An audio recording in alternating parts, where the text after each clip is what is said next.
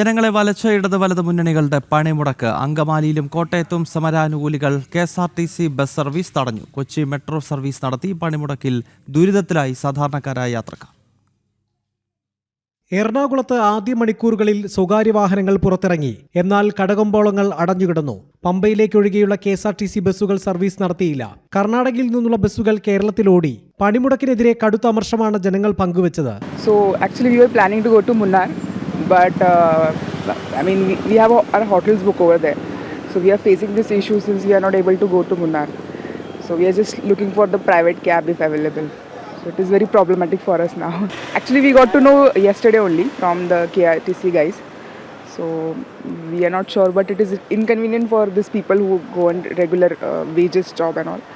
But for us also, it is very inconveniences. Kochi metro service ജനങ്ങൾക്ക് ആശ്വാസമായി. Feeder ബസ്സുകൾ വിമാനത്താവളത്തിലേക്ക് മാത്രം സർവീസ് നടത്തി. വാട്ടർ മെട്രോ സർവീസും ഉണ്ടായിരുന്നു. അതേസമയം പണിമുടക്ക് ദിവസം UDF പുതുയുഗ യാത്ര നടത്തിയതിനെ CITU വിമർശിച്ചു. ദേശവ്യാപകമായി നടന്ന ഒരു പണിമുടക്കിന് ഇന്ത്യൻ നാഷണൽ കോൺഗ്രസ് പിന്തുണ പ്രഖ്യാപിച്ചിട്ട് ആ പണിമുടക്ക് ദിവസം രാഷ്ട്രീയമായി UDF ഒരു ജാഥ പ്രതിപക്ഷ നേതാവിൻ്റെയും UDF നേതാക്കളുടെയും നേതൃത്വത്തിൽ നടക്കുന്നത് ഈ പണിമുടക്കിനെ അപമാനിക്കലാണ്.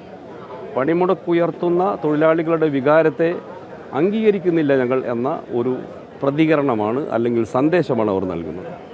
അല്ലെങ്കിൽ ഇന്നൊരു ദിവസം മാറ്റിവെച്ചെന്ന് കരുതി ഒരു തെരഞ്ഞെടുപ്പിനെയും ഇത് ബാധിക്കാൻ പോകുന്നില്ല. ഈ തൊഴിലാളികളെ നടത്തുന്ന പണിമുടക്ക് വിജയിപ്പിക്കാൻ കഴിയാവുന്ന വിധത്തിൽ പ്രവർത്തിക്കാൻ ബാധ്യസ്ഥരായവരാണ് UDFിലെയും കക്ഷികൾ. ഇത് വളരെ ഖേദകരമായ ഒരു സാഹചര്യമാണെന്നാണ്. അങ്കമാലിയിൽ ട്രേഡ് യൂണിയൻ പ്രകടനം നടത്തുന്നതിനിടെ കടന്നുവന്ന KSRTC സൂപ്പർഫാസ്റ്റ് ബസ് സമരാനുകൂലികൾ തടഞ്ഞു. ബസ് തിരികെ സ്റ്റാൻഡിലേക്ക് എടുപ്പിച്ചു. സമാധാനപരമായി ആണ് നമ്മൾ പണിമുടക്കുന്നത്. ഒരു നിശ്ചിത കാലഘട്ടത്തിലേക്കല്ല ഇനിയിപ്പോ തൊഴിൽ. കോട്ടയത്ത് മെഡിക്കൽ കോളേജിലേക്ക് KSRTC പ്രത്യേക സർവീസ് പ്രഖ്യാപിച്ചെങ്കിലും കാര്യക്ഷമമായില്ല. രോഗികൾ വലഞ്ഞു. തൃശൂർ നഗരത്തിൽ വ്യാപാര സ്ഥാപനങ്ങൾ ഭൂരിഭാഗവും തുറന്നിരുന്നു. സ്വകാര്യ വാഹനങ്ങൾ നിരത്തിലിറങ്ങി. ഇടുക്കിയിൽ തോട്ടം മേഖലയും ഗ്രാമപ്രദേശങ്ങളും നിശ്ചലമായി. തൊടുപുഴ, കട്ടപ്പന ഉൾപ്പെടെയുള്ള നഗരപ്രദേശങ്ങളിലും മലയോര മേഖലകളിലും പണിമുടക്ക് അനുകൂലികൾ വാഹനങ്ങൾ തടയുകയും സ്ഥാപനങ്ങൾ അടപ്പിക്കുകയും ചെയ്തു.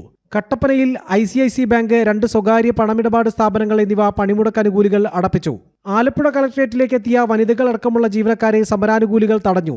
എന്നാൽ വനിതാ ശിശു വികസന ഓഫീസും മിനി സിവിൽ സ്റ്റേഷനിലെ ഏതാനും ഓഫീസുകളും തുറന്നു പ്രവർത്തിച്ചു. ജലഗതാഗത വകുപ്പിന്റെ ബോട്ടുകൾ സർവീസ് നടത്താത്തത് കുട്ടനാട് അടക്കമുള്ള മേഖലയിലെ ജനങ്ങളെ ബുദ്ധിമുട്ടിലാക്കി. വിനോദസഞ്ചാര മേഖലയെയും സമരം പ്രതികൂലമായി ബാധിച്ചു. വിവിധ ബ്യൂറോകൾക്കൊപ്പം ജനം, കൊച്ചി.